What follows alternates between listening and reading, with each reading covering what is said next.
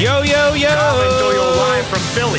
It's the number one rated Paulie Tony Fusco Show. Yo, yo, yo. As always, Paulie Fusco here with Tony Fusco and Tony.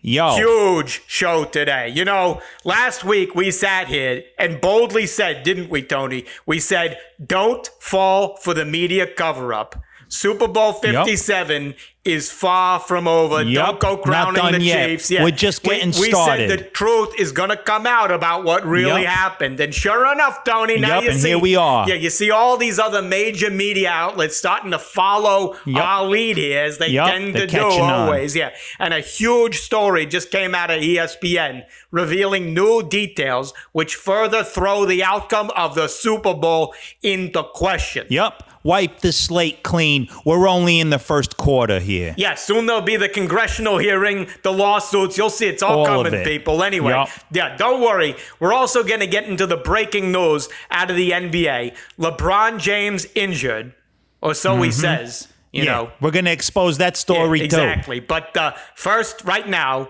we continue our special investigative coverage of Super Bowl 57 in this Fusco special report.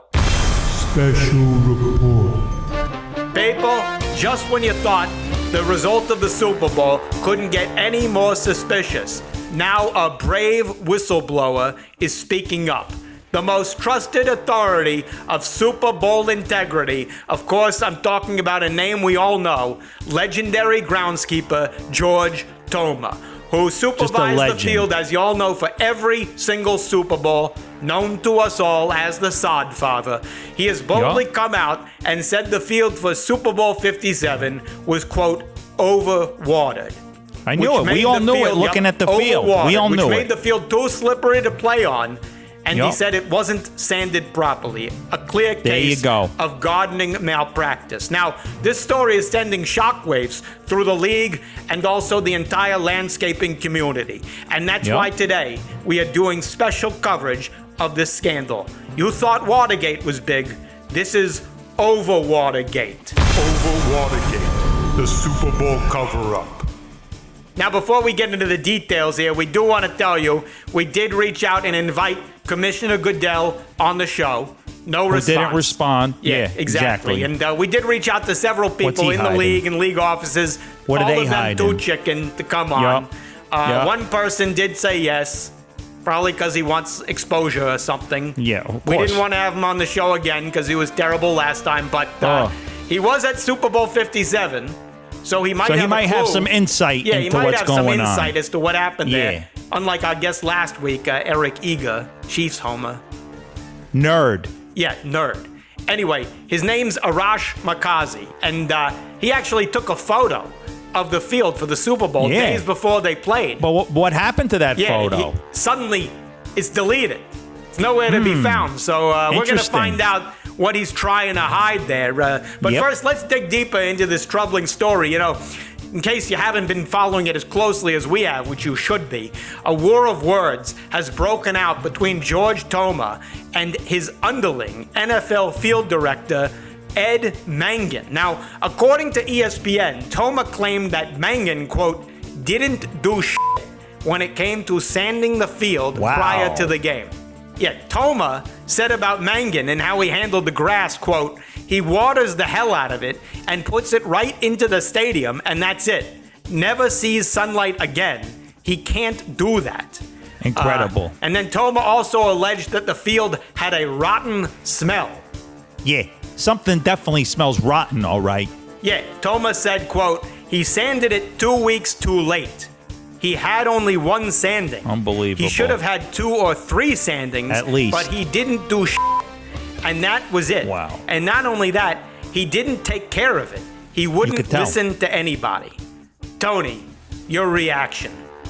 What was the first thing I said when we were watching the game? They didn't sand the field properly. Yep, exactly. Yep. I could tell right away.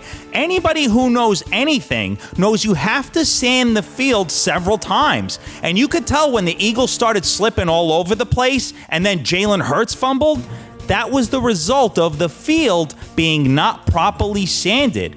As they say in the world of groundskeeping, if the grass is too wet, then you must forfeit. So well put, Tony. And there had been extensive coverage of this Super Bowl grass in the days leading up to the game. ESPN, this is true. They actually had a whole article on it, which at the time seemed like a terrible content strategy. But now it actually seems Pulitzer worthy. Exactly. Apparently, what it says in this article is that the grass for the Super Bowl is typically grown in Alabama, Georgia, California, where, grass grows. Yeah, exactly. This year, for some batshit reason, they decided to grow it in Phoenix. Makes no sense. Who the hell tries to grow grass in a desert? I'll tell you who. That clown, Ed Mangan. Yup. But it doesn't even stop there, Tony, because this grass for the Super Bowl, this wasn't like your typical grass you find out, in Home Depot or whatever. No. The grass was actually developed in some kind of scientific laboratory. This is true, people. Wow. By a guy named Yankee Wu. And he's apparently a professor at Oklahoma State University. Wow. Tony, tell me, which Incredible. NFL team is closest to Oklahoma State University? I know who. That would be the Kansas City Chiefs. Yup. This has collusion written all over it. The Chiefs knew the Eagles were a run-first team and that a slippery field would give them a huge advantage. If there's anything that's slippery, it's the Chiefs, who clearly worked with Yankee Wu and Ed Mangan and a team of laboratory grass scientists to undermine the Eagles. Absolutely reeks of corruption. And this brings us back to the petition we launched last week on this show to tell the NFL to declare no winner for Super Bowl 57. And the petition has been online at change.org. So let's check in right now. Jay, how many hundreds of thousands of signatures are we up to now? You only have 197 signatures total. That's not even possible. I had over 2,000 text messages from our fans saying, just signed it. He clearly can't read numbers. Or you know what that is? That's the algorithm hiding the truth. It hides the truth, There you go. people. Makes sense. Don't let them do that to you. What are they covering up? There you go. Stand up for what's right and go to change.org now. You can click the Sign link the petition. The Keep description signing of this it. podcast. Don't worry about the Click algorithm. that link. Let's get this fixed. Anyway, let's just move on to a big story out of the NBA, I guess. LeBron James injured, out for at least a few weeks with a foot injury. Now, there are so many strange parts to this story too, Tony. First, when the news broke, the ESPN headline read, and I quote, "Sources, LeBron James feared, out several weeks with foot injury." Feared? Interesting word choice there, Tony. Who feared this injury? Because I certainly the hell didn't. Yeah, if anything, I feared LeBron continuing to play so I wouldn't have to hear about him all the time. Same here, Tony. And you know what's so interesting here? LeBron, he's playing just fine, having a good season and whatever. Yeah, everything's good. Yeah, suddenly, he's chasing the playoffs. Then suddenly Kevin Durant joins the Suns. LeBron's realized he had no shot at a title, and then suddenly he's like, my foot. I can't play. Yeah, my foot popped. Did you guys hear that? You didn't hear that? My foot totally popped. And first he said he had a problem with the left foot. Then the doctor said the left foot was okay. Suddenly it was a problem with the right foot. Yeah, no, it's my right foot. Has anybody seen the x-ray here? Has anybody looked at his medical records? Exactly. Of course not. Because this just reveals the truth about LeBron, doesn't it? Don't be fooled, people. He doesn't want to make the playoffs. The goal for every NBA player these days isn't to win a title. It's to play in as few games as possible. Relax. And that's what they want to do. These NBA basketball players, they're not playing basketball. They're playing hooky. Isn't that right, Tony? It just goes to show that the NBA is clearly responsible for so many of society's ills. No wonder employers have so much trouble finding workers. I mean, if a guy getting paid $40, $50 million is allowed to not show up for his job, then why should a guy getting paid $17.50 show up for his? When I see the unemployment stats, yes, I blame Joe Biden first, but LeBron James is a close second. Another great point, Tony. And, on the subject of people we can't stand, one of them's coming on the line. Oh, yeah. Let's just get it over with. Let's get this over with and bring him on the Fusco Satellite Network. Fusco Satellite Network. as we continue our special investigative report on Super Bowl 57, we bring in this guy, the host of the Arash Markazi show, longtime journalist, writer, whatever. Look, just going to be frank here, you know. We really didn't want to bring you on the show again because your last performance was just terrible. Oh, you know, horrible. The only reason we're bringing you back, to be honest, is because, you know, it really recently came to our attention that you were at Super Bowl 57 days before the game started. Yep. Is that true? Did they really let someone of your caliber, low caliber, in? They did. I got to walk on the field as soon as they put the sod back. I think it was a Tuesday. Tuesday or Wednesday, but I forgot. Yes. Interesting. So I assume, given that you seem to be an expert on sod, that you are up to speed on the breaking and shocking developments surrounding Super Bowl 57. Yes, you know, this is like my favorite story that no one but you guys are talking about. Exactly. There you go. This Sodgate. The Sodgate is very actually, it's hold on a second. It's not Sodgate. It's OverwaterGate. Yeah, OverwaterGate. OverwaterGate. That's better and more clever than the thing you just came up with, to be perfectly honest. Yeah. But all right, keep going. Yeah, go. No, I mean, usually there's not this kind of drama between the previous guy who did the sod and the new guy who did the sod. But, you know, the old guy, the sod father, is publicly crapping on the new guy, saying he did a bad job. So you are familiar with legendary groundskeeper George Toma. I'm very impressed. You're up to speed here. Yep. And so we want to get into some details there. You were apparently at the Super Bowl days before the game was played, and you took a photo of the field and tweeted it, but then deleted it. So, you know, what are you trying to hide there? You trying to hide something? What's really going on here? I'm not sure why the league thought that was a secret, what the field looked like, but I did take a picture of the field. I posted it, and I was gently reminded that I was not allowed, for whatever reason, to take a picture of the field. Now, listen, this is before the Super Bowl, so I'm not going to put my credential to cover the game at stake for a picture of the field, which Coward. I still have the picture, but not knowing that the field would play such a dramatic role in the game. Well, hold on. Who intimidated you here? I mean, is this Roger Goodell? Is it an angry horde of landscapers? Who comes after you for that? Was it the guy who waters the grass? Was like, hey, he turns the hose on you? delete that picture. Yeah.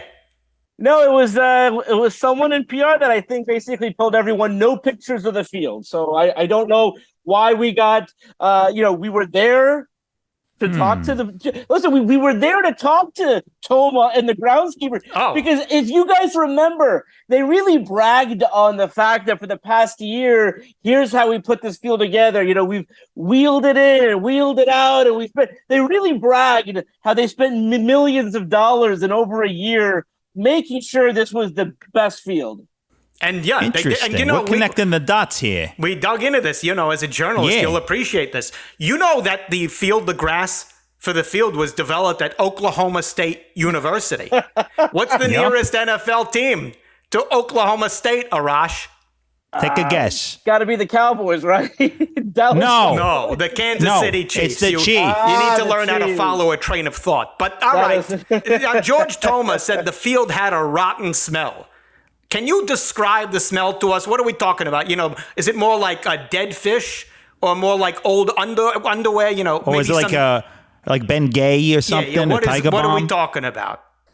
Listen, the field, when I smelled the field for the first time, when it was first rolled in, wasn't bad. I think Toma was referring to the fact that they put a covering on top of the field, and then Rihanna and the halftime show and the pregame show, like all this stuff was happening on a wet field. So imagine you go for a workout or whatever, and you have a wet T-shirt, and you cover that wet T-shirt. It's going to smell. Image of you in a wet T-shirt. Hold on. What are we talking about over here? Let's get back on track here. What? Yeah. All right.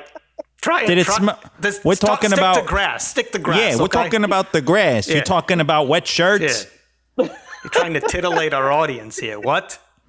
Now, was it like rotten eggs? Did you smell rotten eggs? Yeah. Did you smell? What did you smell? Get to the point. There was no smell whenever it was first wheeled back in, but the smell grew apparently as the days progressed. So I'm assuming, were you at the game itself, or you? I was. Yes. Oh. What was the smell like there? It didn't smell great. I don't know what to describe it as. I never smelled anything. You're only a like writer. that I wouldn't expect that out of you. Dear Lord. Put 5 words together. It smelled not good. not a good. Is that the best we can do here, We have a Arash? real Ernest We have a real Hemingway Pulitzer. here. Yeah. Wow. Unbelievable. Not good. Can you describe this dish to me at a restaurant, Arash? Yeah, it's food you eat. What? Yeah, it's brown.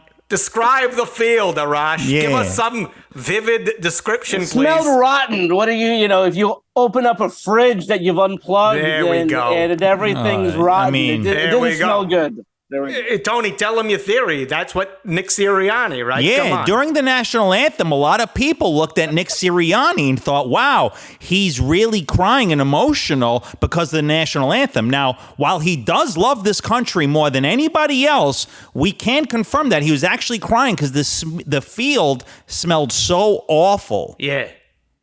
So were your eyes tearing at all, Arash, during the national anthem? No, thankfully they put me in the press box, so I had the smell of hot dogs and popcorn. I did not smell the field. He's in the coming press on box. here to All right. brag. You know what? He's not giving us anything here. Yeah, let's keep Let me moving. ask you a question. Are you covering the NFL or covering for the NFL? I just want to ask you. exactly. No, come on, guys, come on. Yeah, No, yeah. hey, how about this? How about this? You know, he's afraid of losing his precious badge. That's what's going on. Yeah, that's what he cares about.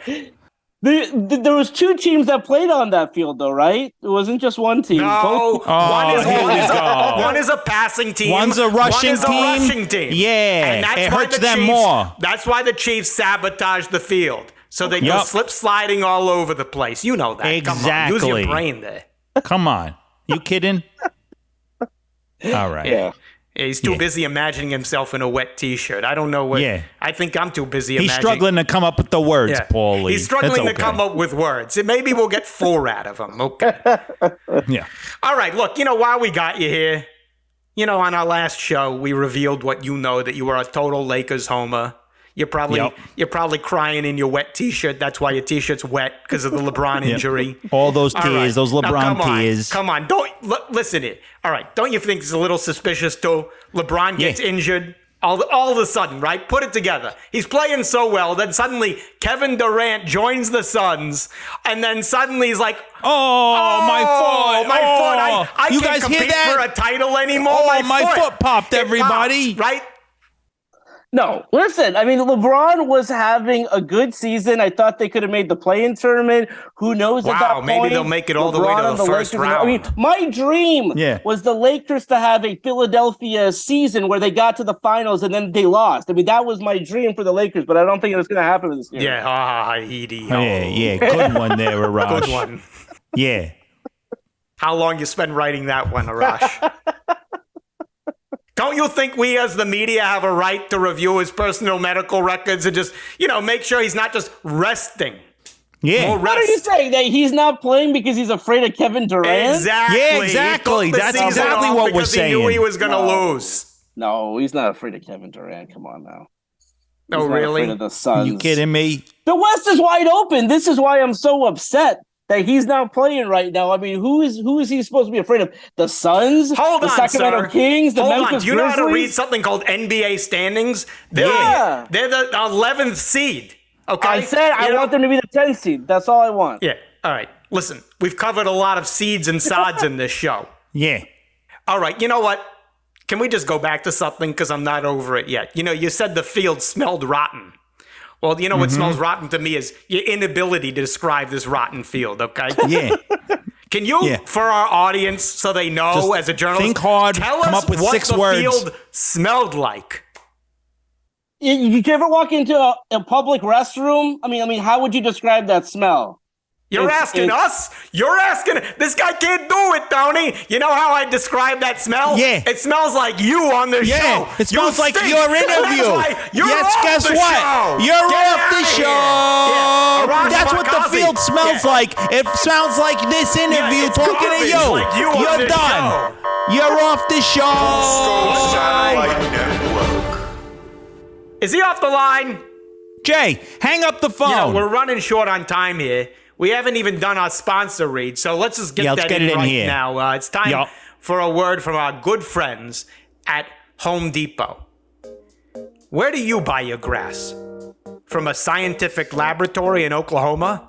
Well, why the f*** you doing that? Yeah.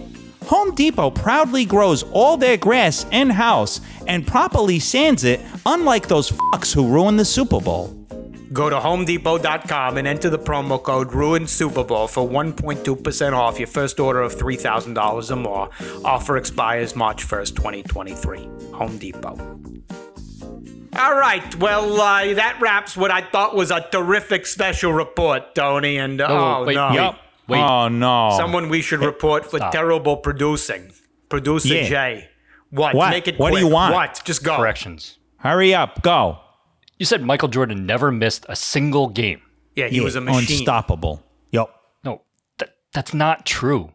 And also, when Michael Jordan was LeBron's age and playing for the Wizards, he was out for 22 games that season. Oh, yeah? Well, you know who's out for you? The hitman I just hired. Yeah. You're going to be out for eternity. Yeah, you're good done. one, Tony. No more. Yeah. We're done. That's no, it. Second. You said you should be able to inspect LeBron's medical records? Yeah, make sure he's not lying about his injury. We have a right to know. Yeah. That would be a HIPAA violation. It's against the law. Oh, yeah? Well, I'm going to break your HIPAA if you don't shut the up. Yeah. And you know who's about to get your medical records? The coroner's office. Oh, great one, Tony. You're Got done. him. We're finished. That's it. No more. What? No, last one. What? Hurry up. No, look, I looked it up. Arash was right. The Chiefs are not the closest. The Cowboys are the closest. Arrowhead is about a 4.5 hour drive away, while AT&T Stadium is about 4 hours and 10 minutes away. So basically, AT&T is 20 minutes closer. Oh, yeah? Well, Arrowhead is what they're going to call you after I shoot you with a crossbow. Yeah. When we're done with you, not even MapQuest will help them find your body. Yeah. Good We're one, done. Tony. Look at him. He's sulking. Yeah, look at him. His eyes are as He wet as the said, football field. Paulie. Anyway, look at this, Tony. On a high note, just confirmed, next week, our guest, Super Bowl legend Nick Foles, will be joining us. Can't wait for that. Don't forget, sign our petition at change.org. Stand up for justice. Subscribe to YouTube. Subscribe to the podcast. Follow us on TikTok where we're blowing up. And Tony, great job as always.